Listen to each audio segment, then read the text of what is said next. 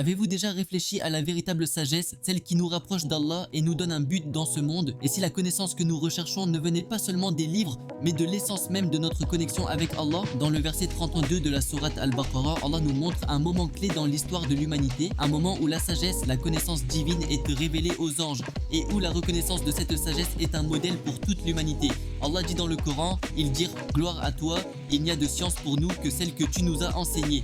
Tu es certes le sage, le tout savant. » Ici, les anges, après avoir observé la connaissance transmise à Adam, expriment leur humilité et leur reconnaissance face à la sagesse infinie d'Allah. Malgré leur pureté, leur savoir reste limité et c'est Allah seul qui détient la vraie connaissance. Ce verset nous enseigne l'humilité des anges qui ne prétendent pas savoir au-delà de ce qu'Allah leur a enseigné. C'est une leçon essentielle pour nous. Nous devons reconnaître que même dans nos connaissances et notre sagesse, il y a toujours une limite et cette limite nous ramène à Allah, la source de toute connaissance. Le véritable savoir est celui qui nous rapproche d'Allah. Tout ce que nous apprenons, qu'il s'agisse de la science, de la spiritualité ou de la vie quotidienne, doit être un moyen de renforcer notre relation avec notre Créateur. La recherche de la connaissance dans ce sens devient un acte de dévotion. Demandez-vous, comment puis-je utiliser ce que j'apprends pour servir Allah et l'humanité? Cherchez la sagesse avec humilité, sachant que la véritable connaissance provient uniquement d'Allah, qu'Allah nous accorde la connaissance bénéfique et une humilité sincère. Wallahu a'lam.